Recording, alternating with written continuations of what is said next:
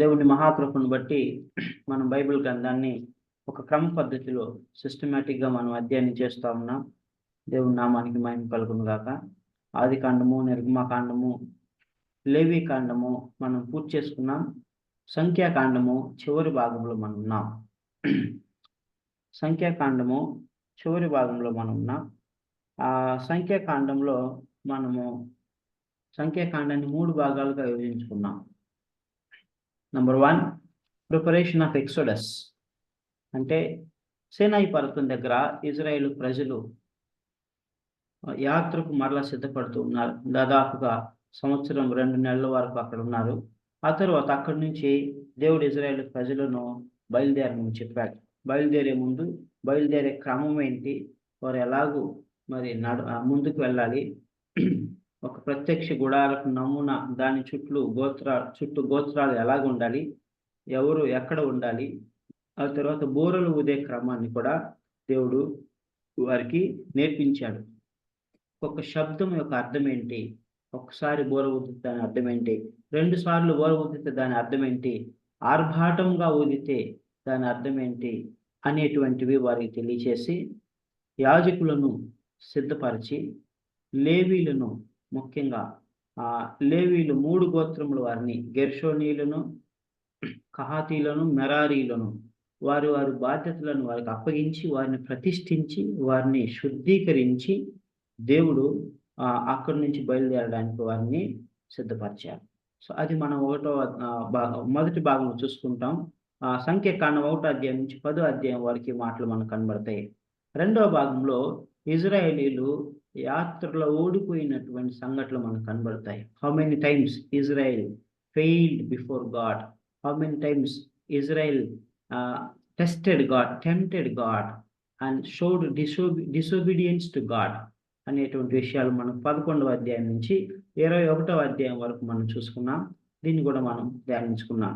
3వ భాగానికి వచ్చినప్పుడు ఇజ్రాయేలు ప్రజలు కానానులోనికి ప్రవేశించడానికి సిద్ధపడుతూ ఉన్నారు.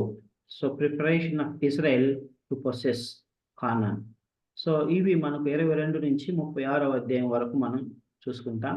సో ఇందులో మొట్టమొదటిగా బిలాము యొక్క తప్పుడు బోధన గురించి మనం చూసుకున్నాం 22, 23, 24వ అధ్యాయంలో. ఆ తర్వాత ఇజ్రాయేలీలు మిద్యానీయ స్త్రీలతో వ్యభిచరించి జారత్వము చేశారు.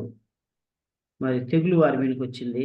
వెంటనే ఫినెహాస్ అనేటువంటి ఒక దైవభక్తి కలిగినటువంటి యాజకుని యొక్క కుమారుడు, ఆయన రోషము కలిగి దేవుడు ఓర్వలేని దానిని తాను ఓర్వలేక ఆ యొక్క సమాజంలో ఉన్నటువంటి ఒక వ్యక్తిని, ఇజ్రాయేలు సమాజంలో మోయాబు స్త్రీని, మిద్యాను స్త్రీని తెచ్చుకొని పెట్టుకున్నటువంటి ఒక వ్యక్తిని, ఆ స్త్రీని, ఆ పురుషుడిని చంపేస్తాడు. చంపేసినప్పుడు అప్పుడు తెగులు ఆగిపోతుంది. యెహోవా కోపమును తగ్గించాడు. అప్పుడు దేవుడు మోషేతో చెప్తాడు, మోషే, ఇదిగో ఈ యొక్క ఫినెహాసు నా కొరకు మరి నేను లేని దాన్ని అతను కూడా ఓరకుండా సమాజంలో నుండి ఆ తెగులును నిర్మూలించాడు, పాపమును నిర్మూలించాడు. కనుక అతనితో సమాధానకరమైనటువంటి నిబంధన నేను చేస్తూ ఉన్నాను, అతనితో యాజకత్వపు నిబంధన నేను చేస్తూ ఉన్నాను. అంటే అతని వంశంలో నుండి యాజకుడు ఎప్పుడు కూడా ఉంటాడు అనేటువంటిది అర్థం. సో ఆ తర్వాత యెహోషువను దేవుడు తర్వాత లీడర్గా ఎన్నుకుంటాడు. ఎందుకంటే మోషేకి చెప్తాడు, ఈ యొక్క పర్వతం మీద నీవు ఈ యొక్క పర్వతం మీద నుంచే నువ్వు కానాను దేశాన్ని చూడు, కానాను దేశంలో నువ్వు ప్రవేశించలేవు. ఎందుకంటే ఆ యొక్క కాదేష్ బర్నియాలో ఇజ్రాయేలు ఎదుట నువ్వు నన్ను పరిశుద్ధపరచలేదు, నీవు నాకు తిరగబడ్డావు అని చెప్తాడు.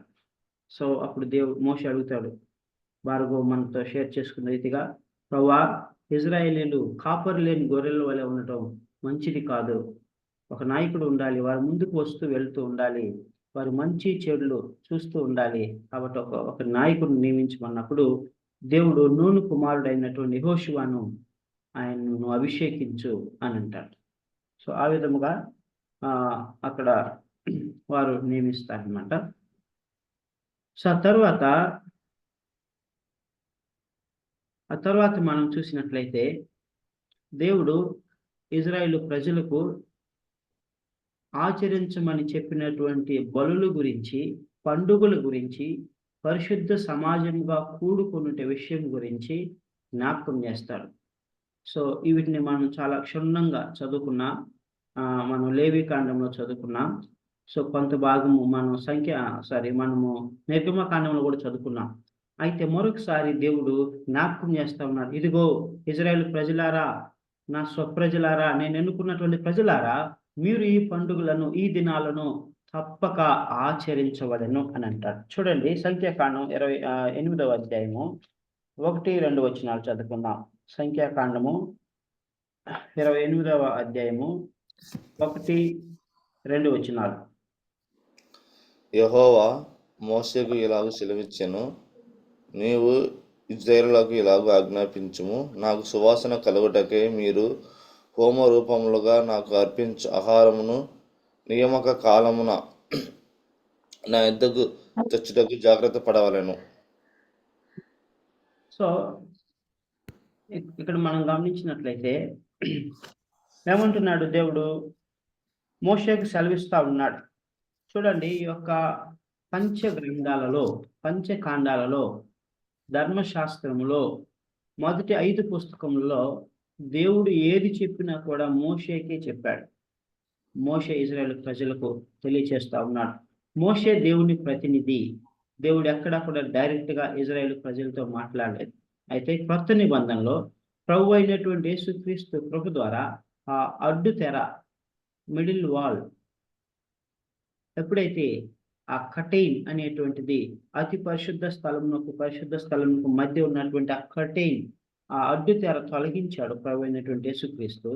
అప్పుడు ప్రతి ఒక్క వ్యక్తికి దేవునికి మొరపెట్టడానికి, దేవుని యొద్దకు వెళ్ళడానికి, ఆ కృపా సింహాసనం యొద్దకు డైరెక్ట్గా నేరుగా వెళ్ళడానికి ప్రభు అయినటువంటి యేసుక్రీస్తు అవకాశం కల్పించాడు. So that is the greatest thing that Jesus Christ has done for us. So ఇక్కడ దేవుడు ఏమంటున్నాడు? మీరు తప్పకుండా నియామక కాలమున నా యొద్దకు తెచ్చుటకు జాగ్రత్త పడుము. మీ హోమ రూపములుగా నాకు అర్పించు ఆహారమును నియామక కాలమున నా యొద్దకు తెచ్చుటకు జాగ్రత్త పడవలను. That means according to the instructions that I have given to you, according to the law I have given to you, you should not forget to bring your offerings to me in their times. So నియామక కాలంలోనే చేయాలి. వాటిని దాటివేయకూడదు, వాటిని మర్చిపోకూడదు. తర్వాత ఈ రోజు కాదు, నేను నెక్స్ట్ రోజు చేస్తాను, లేకపోతే వచ్చే వారం చేస్తాను అని వాళ్ళు అనకూడదు. దట్ మీన్స్ దాని యొక్క అర్థం ఏంటంటే, సో దేవుడు మనకు చేయమని చెప్పినటువంటి ప్రతి పనిని కూడా ఆయన చెప్పిన సమయంలోనే చేయాలి అనేటువంటి దాని యొక్క అర్థము. So God has kept certain some orders in the church. దేవుడు సంఘంలో కొన్ని క్రమాలను ఉంచాడు. ఆ క్రమం ఏంటంటే, ఆదివారము ఆరాధన దినము, మంగళవారము లేదా బుధవారము మరి సంఘముగా కూడుకొని సంఘము కొరకు, దేశం కొరకు, అవసరంలో ఉన్న వారికి, అక్కర్లో ఉన్న వారి కొరకు ప్రార్థన చేయటం. తరువాత మరలా కొంతమంది ఆ వారంలో ఒక్కరోజు విశ్వాసులు గృహాలను దర్శిస్తారు. దర్శించి ఆ గృహంలో ఒకరోజు మీటింగ్ పెట్టుకుంటారు. ఆ గృహము ఎవరి గృహంలో అయితే ప్రార్థన జరుగుతుందో వారు ఇతరులను ఆహ్వానించి, అన్ని జనులను, దేవుని ఎరుగుని వారిని ఆహ్వానించి వారికి సువార్తను మరి దేవుని సేవకుల ద్వారా చెప్తారు. సో ఆ తర్వాత ఈ యొక్క ఉపవాస కూడికలు ఉంటాయి. తర్వాత సంపూర్ణ రాత్రి ప్రార్థనలు ఉంటాయి, బ్రదర్స్ మీటింగ్స్ ఉంటాయి, సిస్టర్స్ మీటింగ్స్ ఉంటాయి, యవనస్తుల కూడికలు ఉంటాయి. సో ఇవన్నీ కూడా దేవుడు ఒక క్రమ పద్ధతిలో వాటిని ఏర్పరిచి ఉన్నాడు కనుక ఆ క్రమమును మనము పాటించవలసినది. నియామక కాలములందు మరి వాటిని మనం ఏం చేయాలి? దేవుని ఎదుగు తీసుకురావడానికి జాగ్రత్త పడవలేను. So I am not going to share all these things because we have already studied and learned them in detail. So ఇక్కడ బ్రీఫ్గా మనం నేర్చుకుంటాం. సో ఇక్కడ ప్రతి దినము every day you should offer me an offering of 2 lambs, blameless lambs. అంటే నిర్దోషమైనటువంటి 2 గొర్రెపిల్లలను, ఏడాది గొర్రెపిల్లను ఉదయమున 1, సాయంత్రమున 1 నాకు దహన బలిగా అర్పించి మీరు హోమముగా వాటిని అర్పించవలెను అని అంటాడు. ఆ తర్వాత సబ్బాతు దినమున ఉదయమున, సాయంకాలమున మరలా అలాగనే అర్పించమని చెప్తాడు. ఆ తర్వాత ప్రతి నెల మొదటి దినమున మరి బర్న్ట్ ఆఫరింగ్‌ను అనగా దహన బలి నాకు అర్పించాలి అని చెప్తారు. సో ఇవి 3 కూడా వాటి క్రమము చొప్పున ఆ యొక్క సమయములో నియామక కాలమున వాటిని చేయాలి. ఆ తర్వాత ఇంకోటి ఏం చెప్తాడంటే 16వ వచనంలో మనం చూసినట్లయితే ఒకసారి 16వ వచనం చదవండి. 16, 17 వచనాలు. మొదటి నెల 14వ దినమున యెహోవాకు పస్కా పండుగ. ఆ నెల 14వ దినం పండుగ జరుగును. 7 దినములు పొంగని భక్ష్యములనే తినవలెను. రైట్. మొదటి దినమున పరిశుద్ధ సంఘము. చాలు. ఇక్కడ మనం గమనించినట్లయితే మొదటి నెల 14వ దినమున పస్కా పండుగను ఆచరించవలెను. మొదటి నెల యూదుల క్యాలెండర్ ప్రకారం ఏం నెల అది? అబీబు నెల. ఎందుకు ఆ నెలలోనే పస్కా పండుగ చేయాలి? ఆ రోజున ఎందుకు చేయాలి? ఆ నెలలో అక్కడ నుంచి ఈజిప్ట్ నుంచి వాళ్ళు వచ్చారన్న. ఈజిప్టు బానిసత్వం నుండి, ఐగుప్తు బానిసత్వం నుండి, ఫరో రాజు సంఖ్యల నుండి, సాతాను బంధకముల నుండి 14వ తారీఖున అబీబు నెలలో మొదటి నెల వారు అక్కడి నుంచి విడిపింపబడ్డారు. కనుక అది జ్ఞాపకార్థంగా ఉండడానికై, తరతరాములుగా ఇజ్రాయేల్ ప్రజలకు తెలుసుకోవడానికై దేవుడు పస్కా పండుగను 14వ తారీఖు మొదటి నెలలో ఆచరించమని చెప్పాడు. So this they should follow and they should teach to their children and generations to generations. ఒక తరం తర్వాత ఒక తరం వారిని చేయమని చెప్పాడు. ఆ తర్వాత పులియని రొట్టెల పండుగ. ఆ పండుగ అయిపోయిన వెంటనే 15వ తారీఖు నుంచి 7 దినాలు పులియని రొట్టెల పండుగ. మొదటి దినము, చివరి దినము అనగా 15వ తారీఖు మళ్ళీ 7 దినములు, అక్కడి నుంచి 7వ దినము. ఈ 2 దినాలు పరిశుద్ధ సమాజంగా వారు కూడుకున్నాలి. All Israelites should gather together. ఆ రోజు వారు ఏం పని చేయకూడదు. దేవుని మందిరంలో ఉండాలి, దేవుని ఆరాధించాలి, దేవుని స్తుతించాలి, దేవునికి వారి జీవితములు సజీవ యాగములుగా అర్పించుకున్నాలి. That is the second thing God told to follow. So మూడవది ఫెస్టివల్ ఆఫ్ ఫస్ట్ ఫ్రూట్స్, ప్రథమ ఫలముల పండుగ. ప్రథమ ఫలముల పండుగ 26వ వచనంలో ఉంటుంది, మనం చదువుకున్నాము. సో దీని గురించి మనం ఆల్రెడీ చూసుకొని, అంటే వారి పంటలో వచ్చినటువంటి first fruit, the best thing అనేటువంటిది వాళ్ళు ఏం చేయాలి? దేవుని యొక్క మందిరంలో తీసుకొచ్చి దాన్ని ఆఫర్ చేయాలి, దాన్ని అర్పించాలి. ఎప్పటికి కూడా ఇజ్రాయేలీయులు, యూదులు వీటిని అన్నింటినీ పాటిస్తూ ఉంటారు. మీరు యూట్యూబ్లో కానీ కొడితే ఇవన్నీ కూడా మీకు దొరుకుతాయి. సో ఆ తర్వాత ఇంకోటి ఏం చెప్పాడనంటే, వారు శృంగధ్వని దినము, a day of blowing the trumpets. ఆ దినమున వారు మరల పరిశుద్ధ సమాజముగా కూడుకొని ఏం చేయాలి?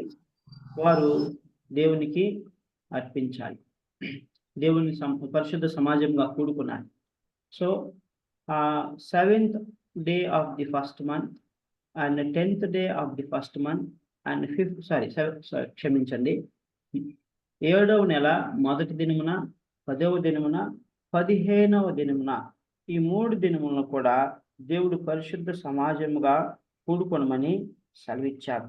అయితే 15వ దినము వారికి ఏంటంటే పశ్చాత్తాప దినము, సంతాప దినము, సంవత్సరం కుమారు వారు ఆ దినాన్ని వాళ్ళు పాటిస్తారనమాట. ఆ విధముగా పాటించి వారు ఏం చేస్తారు? దేవుని ఎదుట సమాధాన పడతారు. ఈ దినమున వేరే మతాలలో కూడా మనం చూస్తాం. జైన మతస్థులు సంవత్సరానికి వారికి ఒక రోజు ఉంటుంది. ఆ రోజున వారు వారి యొక్క పరిశుద్ధ ఆలయంలోకి వెళ్ళి ఆ దినమున అందరితోటి సమాధాన పడతారు. వారు ఒక మెసేజ్ కూడా టైప్ చేసి వాట్సాప్లో అందరికీ మమ్మల్ని క్షమించండి అని పంపిస్తారు. సో వారి కాంటాక్ట్స్లో ఉన్న వారు అందరికీ పంపించేస్తారు, వారికి తెలిసిన వారు, తెలియని వారు. సో వారితో వైరం ఏమైనా ఉందా లేదా అనేది దాంతో సంబంధం లేకుండా యూనివర్సల్గా అందరితోటి సమాధానం పడడానికై ఒక మెసేజ్ని వారు పంపిస్తారు. సో ఇక్కడ మనం గమనించవలసింది ఏంటంటే, it's not that simply sending a message, okay, dropping a message and doing all kinds of sins and evils. పాపమంతా చేస్తూ ద్వేషం, అసూయ, కక్ష, మత్సరముతో నింపుకొని మరి చేయవలసిన కుట్రలన్నీ చేస్తూ ఒక మెసేజ్ పాస్ చేసినందువలన దానివల్ల ఒరిగేది ఏముండదు. అయితే మనకు దేవుడు నేర్పిన క్రమం ఏంటంటే, యేసుక్రీస్తు పరిశుద్ధ రక్తములో మన హృదయములను, మన తలంపులను, మన ఆలోచనలను కడుక్కొని నిత్యము మనము శుద్ధంగా ఉండవాలని, పరిశుద్ధులుగా ఉండవాలని, యథార్థవంతులుగా ఉండవాలని, నిర్దోషులుగా ఉండవాలని ప్రభువు మనకు జ్ఞాపకం చేస్తా ఉన్నాడు. దేవుడు మనకు నేర్పిన క్రమం. Every day we should examine our cells. ప్రతి దినము మనం పరీక్షించుకొని మనం యేసుక్రీస్తు రక్తంలో మనం కడుక్కున్నాను. సో 28వ అధ్యాయం నుంచి 30వ అధ్యాయం వరకు ఈ యొక్క పండుగలు పరిశుద్ధ సమాజముగా కూడుకొనడం, వారు అర్పించవలసినటువంటి బలులు ఏంటనేటువంటివి ఇక్కడ రాయబడి ఉన్నాయి. మీరు వ్యక్తిగతంగా వాటిని చదువుకొనవచ్చు. వీటిని మనం ఆల్రెడీ నేర్చుకున్నాం. సో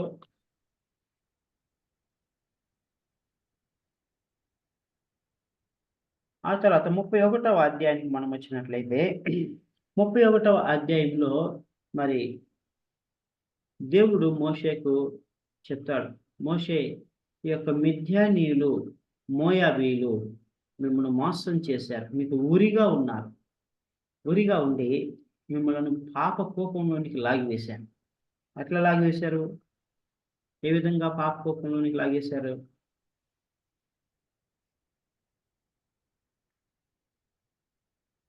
చెప్పగలరా? వాళ్ళ స్త్రీలను వీళ్ళకి ఎరగా వేసినారు. Very good. విగ్రహారాధన కూడా చేయడానికి ప్రేరేపణ. సో వాట్ ది డన్, మనము ఇందాక రివ్యూలో బారుగో చెప్పినట్లుగా ఏం చేశారు? బాలాక్ అనేటువంటి మోయాబు రాజు బిలాం అనేటువంటి ప్రవక్తను పిలిచి, మిద్యానీయులను బిలాం అనే ప్రవక్తను పిలిచి, ఇజ్రాయేలీయుల ప్రజలు ఇసుక వేస్తే రాలనంత మందిగా ఉన్నారు, భూమిని కప్పి ఉన్నారు, వీరు నా మీదకి వచ్చి నా మీద దండయాత్ర చేసి నన్ను ఓడిస్తారు, కనుక వీరిని శపించుము, అప్పుడు వారు బలహీనులు అవుతారు, నేను బలవంతుని అవుతాను, నేను వారిని ఓడిస్తాను అనేటువంటి ఒక అపోహలో ఉంది ఆయన పిలుస్తాడు. అయితే ఆయన ఆశీర్వదిస్తాడు. సో ఆ విధంగా మరి జరిగిన తర్వాత 2 ప్రణాళికలను ఈ యొక్క బిలాము ప్రపోజ్ చేస్తాడు. అదేంటంటే, మొదటిది మోయాబు స్త్రీలను ఎరగా వేసి వారి పురుషులతో వ్యభిచరించమని చెప్పని అంటాడు. రెండవది, విగ్రహాలకు బలిగా అర్పించిన వాటిని తిని విగ్రహాలకు బ్రొక్కేటట్లు ఆ స్త్రీలు వీరిని చేయాలి అని చెప్తారు. సో ఈ 2 విషయాల్లో ఇజ్రాయేలీయులు పడిపోతారు. అదే విషయాన్ని మనం 26వ అధ్యాయంలో కూడా మనము చూసుకున్నాం.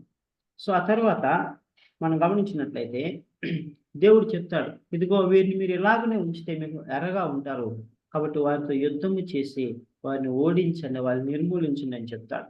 అప్పుడు మోషే ఇజ్రాయేల్ ప్రజలకు చెప్తాడు. మోషే ఇజ్రాయేల్ ప్రధానులను పిలిచి, మీలో యుద్ధ సన్నద్ధులు, యుద్ధము చేయగలిగిన వారు ఒక్కొక్క గోత్రానికి 1000 మంది చొప్పున 12,000 మంది మీరు సిద్ధపడి మిద్యానీయుల మీదకి, మోయాబీయుల మీదకి వెళ్ళండి, మీరు వెళ్ళి వారితో యుద్ధము చేయండి, వారిని ఓడించండి, సమూలంగా నిర్మూలించండి అని చెప్తారు. అయితే ఈ యొక్క యుద్ధమునకు వెళ్ళిన వాళ్ళు ఏం చేస్తారంటే, వెళ్తారు, యుద్ధం చేస్తారు, మరి వారిలో ఉన్న మగవారిని అందరినీ చంపేస్తారు. చూడండి 8వ వచనం, 31వ అధ్యాయం 8వ వచనం, 7, 8, 9.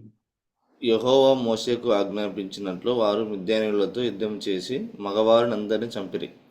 చంపబడిన ఇతరులుగాక మిద్యాను రాజులను, అనగా మిద్యాను 5 రాజులైన ఇవీని, రేకెమును, నూరును, హూరును, రేవేను చంపిరి. బెయేరు కుమారుడైన బిలాము ఖడ్గముతో చంపిరి. అప్పుడు ఇశ్రాయేలీయులు మిద్యాను స్త్రీలను వారి చిన్న పిల్లలను చెరపట్టుకొని వారి సమస్త పశువులను వారి గొర్రె మేకలన్నిటినీ వారికి కలిగిన యావత్తు దోచుకునిరి. సో ఇక్కడ మనం గమనించినట్లయితే వాళ్ళు ఏం చేశారు? పురుషులను అందరినీ చంపేశారు. తర్వాత వారి రాజులను, వారి యొక్క రాజకుమారులను అందరినీ చంపేశారు. ఇక్కడ చూడండి, బాలాకును కూడా చంపేశారు. చంపేసిన తర్వాత మిద్యాను స్త్రీలను, వారి చిన్న పిల్లలను చెరపట్టుకొని వచ్చారు. మిద్యాను స్త్రీలను మాత్రం చంపలేదు. అసలు వీళ్ళకి ఎరవేసింది ఎవరు? వీళ్ళ పాపము కోపంలోని దింపింది ఎవరు? బిలాము. ఎవరి ద్వారా? మిద్యానీయుల స్త్రీల ద్వారా. స్త్రీల ద్వారా, రైట్. సో స్త్రీల ద్వారా చేసినప్పుడు మరి ఈ యొక్క 12,000 మంది యుద్ధ వీరులు ఏం చేయాలి? ఆ స్త్రీలను కూడా ఎవరైతే వీళ్ళను పాపమునకు ప్రేరేపించారో వాళ్ళను నిర్మూలించాలి కదా, అవునా కదా? సో నిర్మూలించవలసినది. అయితే వీరు ఏ స్త్రీని కూడా వీరు ముట్టలేదు, ఏ స్త్రీని కూడా వారు చంపలేదు, నిర్మూలించలేదు. వారిని సజీవులుగా, పిల్లలను వారిని సజీవులుగా తీసుకొచ్చారు. చూడండి ప్రియమైనటువంటి దేవుని బిడ్డలారా. So we should know what is causing us to commit sin. What is the cause of sin? Root cause of the sin. So ఇక్కడ రూట్ కాజ్ ఏంటి? పాపమునకు మూలం ఏంటి? మిద్యానీయులు స్త్రీలు, బిలాము, బాలాకు, తర్వాత మిద్యాని స్త్రీలు, అవునా కదా? సో ఇక్కడ బాలాకు చనిపోయినట్లుగా మనం చూస్తాం. తర్వాత బిలాము కూడా చనిపోతాడు. అయితే ఈ స్త్రీలను మాత్రం వీళ్ళు సజీవులుగా తీసుకుని వస్తారు. That was the mistake that they have done. ప్రియమైనటువంటి దేవుని బిడ్డలారా, దేవుడు మనకు స్పష్టంగా సెలవిచ్చినప్పుడు, మనకు దేవుడు ఆ యొక్క పాపములకు మూల కారణం చూపించినప్పుడు దాన్ని మనము ప్రేమించే వారం కనుక దాన్ని మనం నశింప చేయకుండా దాన్ని మనతో పాటు ఉంచుకుంటాం. That is the greatest mistake that we do. It is the greatest mistake that we do.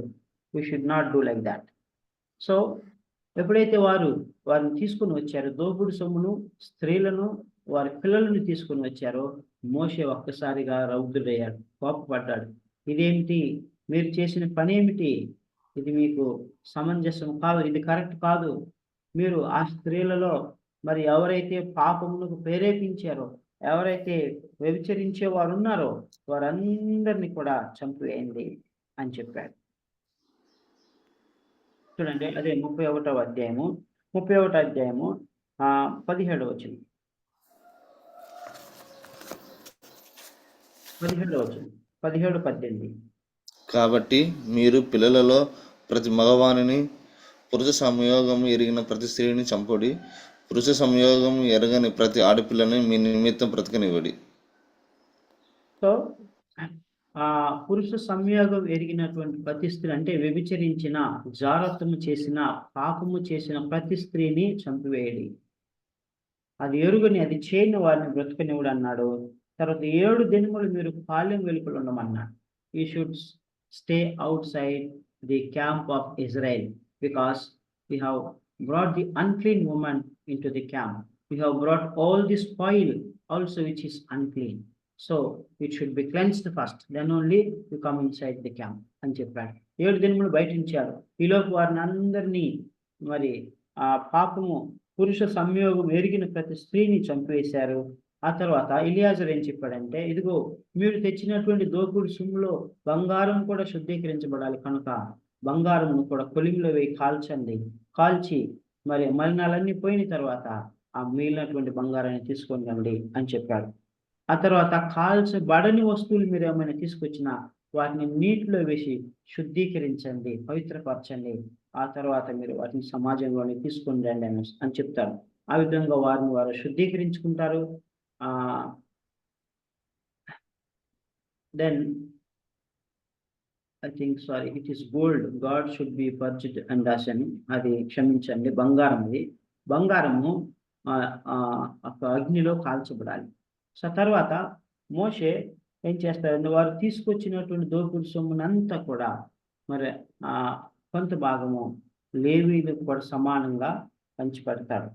ఆ విధంగా మోషే మరి ఇజ్రాయేల్ ప్రజల్లో సమాజంలో నుండి పాపాన్ని తీసివేస్తాడు, సమానత్వాన్ని కూడా తీసుకొస్తాడు. So this is what we should learn from the great leaders like Moses. Moses never ever tolerated any kind of sin in the camp of Israel. Moshe Israel సమాజంలో ఏ ఒక్క చిన్న పాపమును కూడా ఆయన సహించలేదు. ప్రియమైనటువంటి దేవుని బిడ్డలారా, that's what we need to do in our lives also. Is there anything that is prompting us, that is causing us to commit sin? మన జీవితంలో మనకు తెలియకుండానే మరి ఏదైనా ఒక విషయము మన పాపమునకు ప్రేరేపిస్తుందా? దేవుడు దాన్ని జీవితంలో నుంచి తీసివేసుకోమని మరలా జ్ఞాపకం చేస్తున్నాడు. అయితే నీవు మాత్రము ఆ యొక్క 12,000 యుద్ధ వీరుల వలె వారికి నచ్చిన వాటిని ఉండనిచ్చి మిగతా వాటిని మనము నిర్మూలిస్తున్నాం. సౌలు కూడా అలాగనే చేశాడు. సౌలుతో పాటు యుద్ధంకి వెళ్ళినటువంటి వారు కూడా అలాగే చేశారు.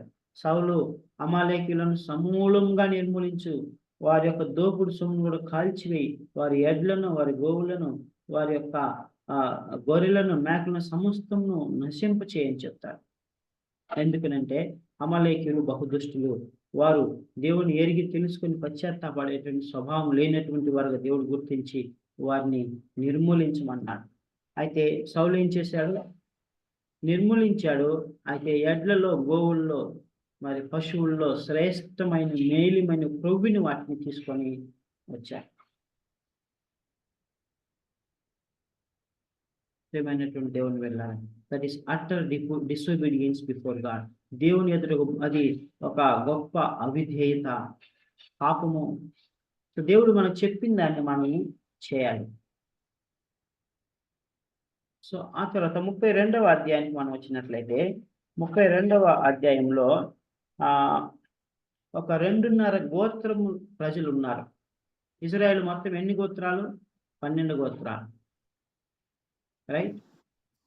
సో 12 గోత్రాల్లో లేవీయులకు స్వాస్థ్యం లేదు కనుక యోసేపు కుమారులు అయినటువంటి మనష్షే మరియు ఎఫ్రాయిం వీరిద్దరిని విడివిడి 2 గోత్రాలుగా వారికి 2 భాగాలు దేవుడిచ్చారు. అర్థమవుతుందా? 12 గోత్రాల్లో లేవీయులకు స్వాస్థ్యం లేదు కదా, ఉందా? లేదన్నా. సో అప్పుడు లేవి గోత్రం స్వాస్థ్యం లేనప్పుడు 11 గోత్రాలు అవుతాయి. అయితే యోసేపు కుమారులు అయినటువంటి మనష్షే, ఎఫ్రాయిముకు వేరువేరుగా స్వాస్థ్యం ఇవ్వబడుతున్నప్పుడు 12 గోత్రాలు అవుతున్నాయి, 12 భాగాలు అవుతున్నాయి. సో అయితే ఎందుకు యోసేపు కుమారులకు 2 స్వాస్థ్యాలు దక్కినాయి? అంటే యాకోబు వాళ్ళకి ఇస్తాడన్న, అంటే ఇద్దరిని, మీ 2 కుమారులను కూడా నా కుమారులు కానీ తీసుకుని వాళ్ళకు స్వాస్థ్యం ఇస్తానని యాకోబు చెప్తాడు. యాకోబు వాగ్దానం చేస్తాడు. ఎందుకు? కారణం ఏంటి?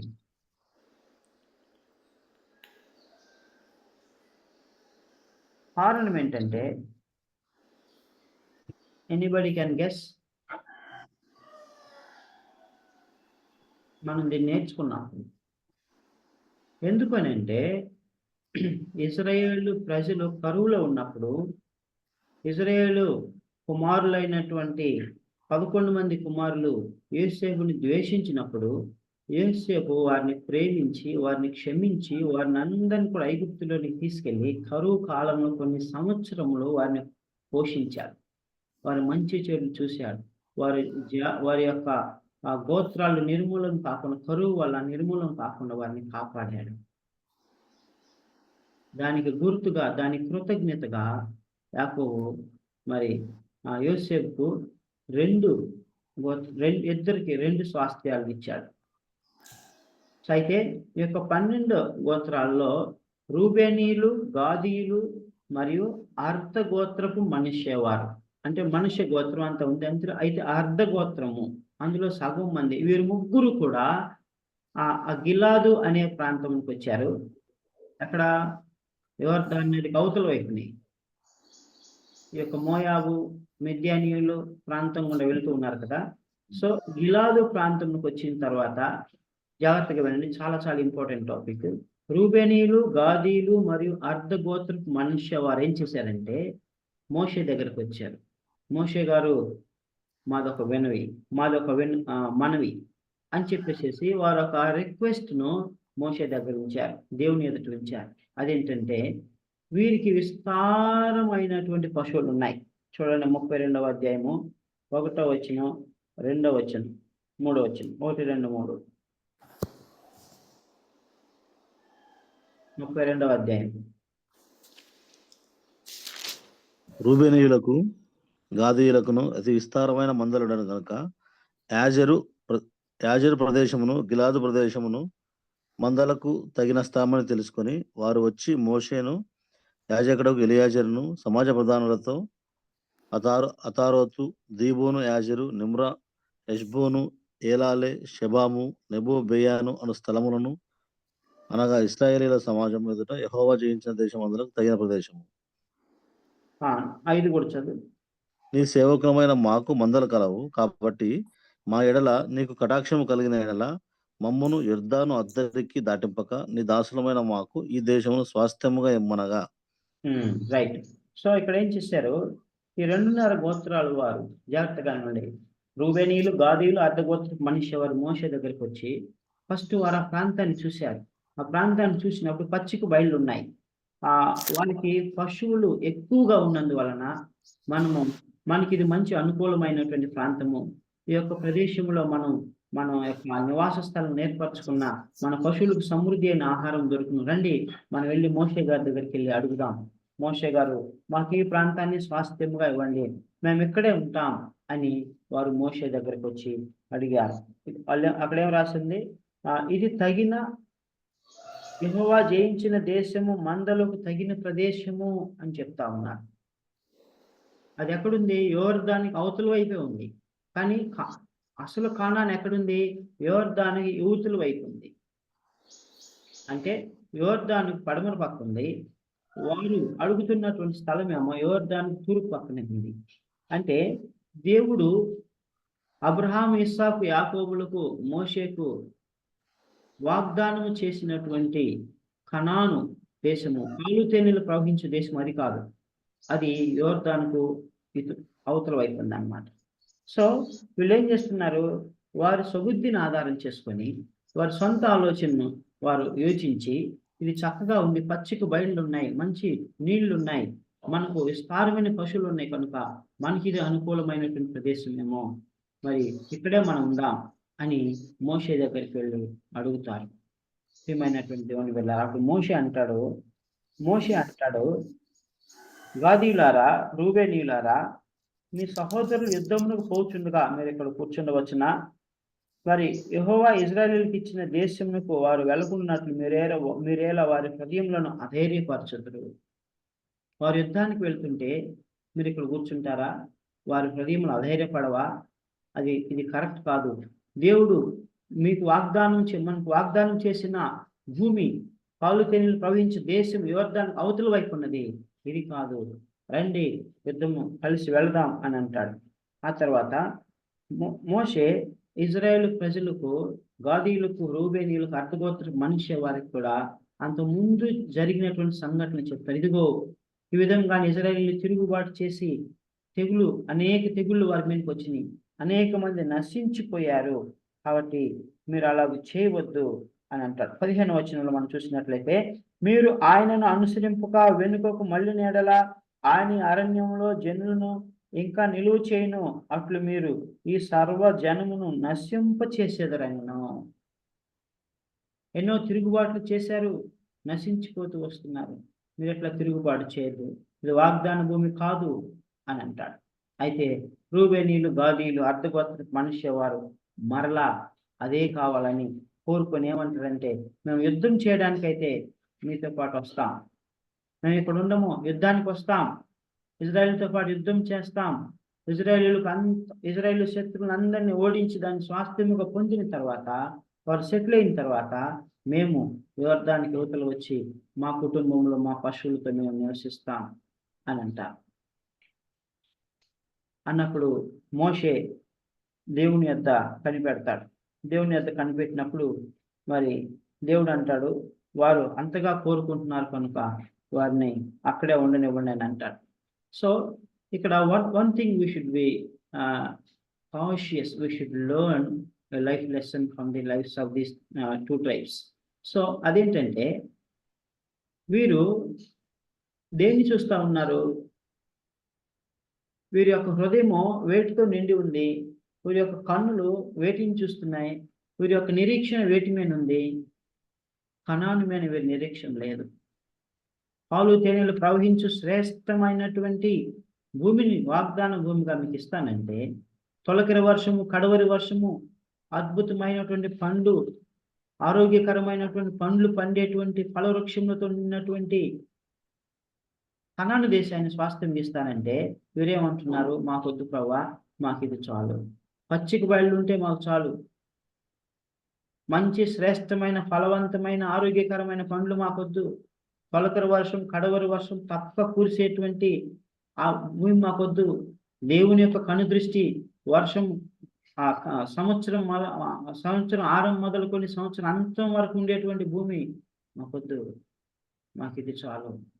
మాకు గడ్డి చాలు, మా పశువులకు మేతలు ఉంటే చాలు అని వారు అంటూ ఉన్నారు.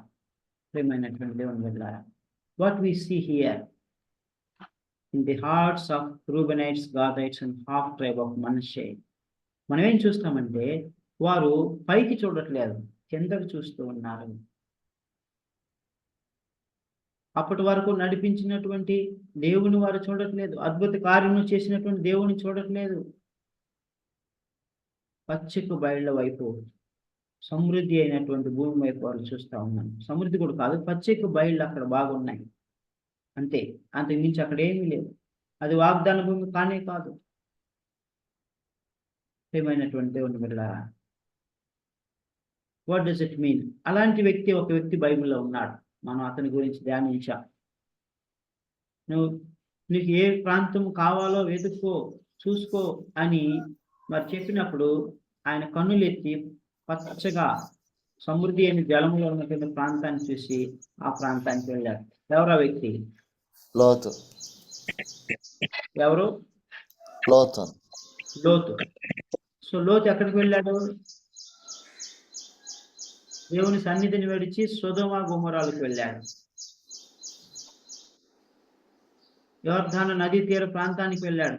మేబీ మోస్ట్ లైక్లీ ఈ ప్లేస్ ఏనేమో. సో మరి అక్కడ ఏం జరిగింది? తను ఎంతో నష్టపోయాడు, తన కుటుంబం నష్టపోయింది. ప్రియమైనటువంటి దేవుని బిడ్డలారా, పైనున్న వాటిని మనం వెతకాలి, కానీ దేవునికి ఇష్టమైన వాటిని, దేవుడు మనకు చూపించిన వాటిని, దేవుడు వాగ్దానాలను నమ్మాలి, కానీ మన సుబుద్ధిని ఆధారం చేసుకొని మనము నడవకూడదు. చూడండి, సామెతల గ్రంథం 3వ అధ్యాయంలో Proverbs chapter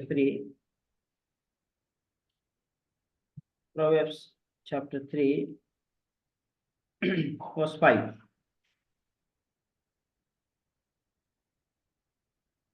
3వ అధ్యాయం 5వ వచనం చదవండి. 5:6. నీ స్వబుద్ధిని ఆధారం చేసుకున్నాక నీ పూర్ణ హృదయంతో యెహోవా యందు నమ్మకముంచుము. నీ ప్రవర్తన అంతటి యందు ఆయన అధికారమునకు ఒప్పుకొనుము. అప్పుడు ఆయన నీ త్రోవలను సరళము చేయును. 7 కూడా చదువు. నేను జ్ఞానిని కదా అని నీవు అనుకునవద్దు. యెహోవా యందు భయభక్తులు కలిగి చెడుతనం విడిచిపెట్టుము. అప్పుడు నీ దేహమునకు ఆరోగ్యమును, నీ ఎముకలకు సత్తువయు కలుగును. సో ఇక్కడ దేవుడు చాలా స్పష్టంగా చెప్తా ఉన్నాడు. దేవుడు పగలు మేఘస్తంభమై రాత్రి అగ్నిస్తంభం ఇజ్రాయేలును నడిపిస్తా ఉన్నాడు. దేవుని యొక్క శక్తి అయిన మహిమ ప్రత్యక్ష గుడారం మీదకి వస్తుంది. ఎప్పుడు మహిమ పైకి వెళ్తుందో అప్పుడు ఇజ్రాయేల్ ప్రజలు అక్కడి నుంచి కదిలి వెళ్ళాలి. ఎప్పుడైతే మహిమ ఆ యొక్క మందిరం మీద నిలిచి ఉంటుందో అక్కడ వాళ్ళు స్టే చేయాలి. What more guidance you need from God? అంతకంటే దేవుడి నుంచి ఏమి గైడెన్స్ కావాలి? God was leading them in all aspects of their life. చిన్న చిన్న విషయాల్లో కూడా దేవుడు స్పష్టంగా మాట్లాడుతూ వారు నడిపిస్తున్నాడు. అయితే రూబేనీలు, గాదీలు, అర్ధగోత్రపు మనుష్యవారు ఆ షెకేనా మహిమ వైపు చూడట్లా, వాగ్దాన భూమి వైపు చూడట్లా, పైకి చూడట్లేదు, కిందకు చూస్తా ఉన్నారు. My dear brothers and sisters, ఆత్మ సంబంధులు పైనున్న వాటి మీద మనసు ఉంచుతారు, పైనున్న వాటిని వెతుకుతారు. ఎందుకంటే ప్రతి మంచి ఇవి శ్రేష్ఠ ఇవి మనకు ఎక్కడి నుంచి వస్తుంది? పైనుంచే వస్తుంది. కాబట్టి వాట్ వీఆర్ లుకింగ్ ఫర్, మనం దేన్ని చూస్తూ ఉన్నాం? దేవుని వాగ్దానాలను మనం పట్టుకొని దేవుని వైపు చూస్తూ ఉన్నామా, లేకుంటే లోకంలో మనం తిరుగులాడుచు దేవుని యొక్క వాగ్దానాలను మనం మర్చిపోతున్నాం? పచ్చిక వారికి కావాలి, ఫలవృక్షంలో వాళ్ళకి అవసరం లేదు. పశువులు వారు క్షేమంగా ఉండాలి, వారి క్షేమం, వారి బిడ్డల క్షేమం వారికి అవసరం లేదు. ప్రియమైనటువంటి దేవుని బిడ్డ, what a great tragedy, what a great tragedy. ఆ తర్వాత మనం యెహోషువ గ్రంథంలో చదువుకున్నట్లయితే, ఆ ముందు తర్వాత ఆ గ్రంథాలు మనం చదివినట్లయితే, దీని వలన వారు ఎంతో గొప్ప పాపం చేసిన వారుగా ఉన్నారు. My dear brothers and sisters, దేవుడిచ్చేదే మనకు శ్రేష్టమైంది. దేవుడిచ్చే జ్ఞానమే మనకు శ్రేష్టమైన జ్ఞానం. దేవుడు నడిపించేటువంటి నడిపింపే మనకు శ్రేష్టమైంది. మన సుబుద్ధిని ఆధారం చేసుకొని మనం ఎప్పుడు కూడా నడవకూడదు. అలా నడిచినట్లయితే మనం నష్టపోతాం. ఈ 2.5 గోత్రముల వారు ఎలాగ నష్టపోయారో మనం యెహోషువ గ్రంథంలో చూస్తాం. ఇంకా తర్వాత వారి గురించి మనం నేర్చుకుంటాం. సో నేను జ్ఞానిని కదా అని నీవు అనుకొనవద్దు. యెహోవా యందు భయభక్తులు కలిగి చెడుతనం విసర్జింపుము. నీ ప్రవర్తన అంతటి యందు ఆయన అధికారం ఒప్పుకొనుము, అప్పుడు ఆయన నీ త్రోవలను సరళము చేయును. సో ఈ విధంగా ఇశ్రాయేలు ప్రజలు, ఈ యొక్క రూబేనీయులు, గాదీయులు, అర్ధగోత్రపు మనుష్య వారు మోషేని వేడుకున్నప్పుడు, మరలా వేడుకున్నప్పుడు మోషే వారిని అనుమతిస్తాడు. ఆ తర్వాత ఏం జరుగుతుందంటే, వీరు మోషే వాళ్ళకి చెప్తాడు, సో మీరు మాత్రము వారితో పాటు యొర్దాను అవతలకు వెళ్ళి ఆ యొక్క పట్టణాలన్నిటినీ జయించి, శత్రువులను ఓడించి, వారిని నిర్మూలించి, వారు వాటిని స్వాస్థ్యంగా పొందిన తర్వాత, వాటిని స్వాధీనపరుచుకున్న వరకు కూడా మీరు ఉండాలి. ఆ తర్వాత మీరు తిరిగి రండి. లేకపోతే ఒక మాట అంటాడు మోషే, చూడండి 32వ అధ్యాయం 23వ వచనం. 32వ అధ్యాయం 23వ వచనం. మీరు అట్లు చేయని యెడల యెహోవా దృష్టికి పాపం చేసిన వారగుదురు గనుక మీ పాపము మిమ్మల్ని పట్టుకొనును అని తెలుసుకొనుడి. మీరు అలాగూ చేయని యెడల మీ పాపము మిమ్మల్ని పట్టుకొనును, మీ పాప ఫలము మీకు లభించును అని ఫుట్నోట్లో రాయబడి. మీ పాప ఫలం మీకు లభించును అని అంటాడు. చాలా ఎగ్జాక్ట్గా అదే జరుగుతుంది. సో ఆది కాండంలో ఏబెల్, కయ్యోన్ ఇద్దరు వ్యక్తులు, అన్నదమ్ములు మనం చూస్తాం. కయ్యోను ఏం చేశాడు? కయ్యోను జలసి కలిగిన వాడై తన సహోదరుని ద్వేషించి తన సహోదరుడిని చంపివేశాడు, హత్య చేశాడు. అప్పుడు దేవుడు ఏమన్నాడు? నీవు ఈ కార్యాన్ని చేసేవు కనుక పాపమునకు నీ ఎడల వాంఛ కలుగును అని అన్నాడు. సో దిస్ ఈజ్ వాట్, మీ పాప ఫలం మీకు లభించును అన్నాడు. ఆ పాప ఫలం ఏంటంటే, కయ్యోను దేవుని సన్నిధి నుంచి దూరంగా వెళ్ళిపోయాడు, నోబ్ అనే ప్రాంతానికి వెళ్ళిపోయాడు, దేవుని మహిమను కోల్పోయాడు. అతని వంశములన్నీ లోకంలో కలిసిపోయినాయి. పాప ఫలం కలిగిందా లేదా? పాప ఫలము కయ్యోనుకు లభించిందా లేదా? లభించింది. ఆ తర్వాత ఆ యొక్క 2 గోత్రములు, ఒక అర్ధగోత్రపు మనుష్య వారికి కూడా దాని పాప ఫలము లభిస్తుంది. మనం తర్వాత చదువుకున్నప్పుడు మనకు అర్థమవుతుంది. సో ఈ విధముగా వీరు రిక్వెస్ట్ చేస్తారు, దానికి మోషే కండిషన్స్ పెడతాడు, తర్వాత వాళ్ళు అంగీకరిస్తారు. ఈ 2.5 గోత్రముల వారు ఈ విధంగా అక్కడే ఉండిపోతారు, దాన్నే స్వాస్థ్యంగా పొందుతారు. That means what I want to share here is that these people, they lost the best things, great things, blessed things in their lives. వారు సుబుద్ధిని ఆధారం చేసుకొని క్రిందన్న వాటి మీద మనసు ఉంచినందువలన శ్రేష్టమైన మంచి ఊళ్ళను వారు పొందలేకపోయారు. మన జీవితాల్లో కూడా అంతే. My dear brothers and sisters, దేవుడు ఫలాని చోటకు వెళ్ళమని చెప్తే, దేవుడు ఫలానికి నీకు ఇస్తానని చెప్తే, నాకు వద్దు ప్రభువా, నాకు ఇది చాలు. అని మనం ఉంటాం. ఆ విధంగా మనం దేవుని యొక్క మహిమను మనమే కోల్పోతాం. సో ఆ విధంగా ఈ యొక్క గోత్రముల వారు అక్కడే ఉండిపోవడం జరుగుతుందన్నమాట. సో వాళ్ళు మాటిస్తారు, మేము తప్పకుండా ప్రమాణం చేస్తాం, మేము ఇజ్రాయేలుతో పాటు అవతలకు వెళ్తాం, యుద్ధం చేస్తాం, వారన్నీ అందరిని ఓడించి అంత సమకూర్చుకున్న తర్వాత స్థిరపడిన తర్వాతే మేము తిరిగి వస్తాము అని అంటారు. సో ఆ మాట మోషే ఎవరికి చెప్తాడు? ఎలియాజరుకి చెప్తాడు, యెహోషువకు కూడా చెప్తాడు. ఇదిగో వీరు ఇలాగ చేస్తారు, నేను అది జరిగే వరకు నేను ఉండను, కాబట్టి మీరు దీన్ని జ్ఞాపకం ఉంచుకోనండి అని చెప్తాడు. So these are the 3 tribes who wanted to stay in Gilead. So ఈ విధముగా ఈ యొక్క 2.5 గోత్రముల వారు వారి యొక్క శరీర క్రియను బట్టి, క్రింద చూపును బట్టి, తర్వాత వారి యొక్క సుబుద్ధిని ఆధారం చేసుకుని నడుచుకోవడాన్ని బట్టి వారు చాలా నష్టపోయిన వారుగా ఉంటారు. సో మనం అలా ఉండకూడదని ప్రభు జ్ఞాపకం చేస్తూ ఉన్నాడు. దేవుడి మాటలు దీవించుగా ప్రార్థన చేసుకుందాం. Brother Bhargav will pray and close.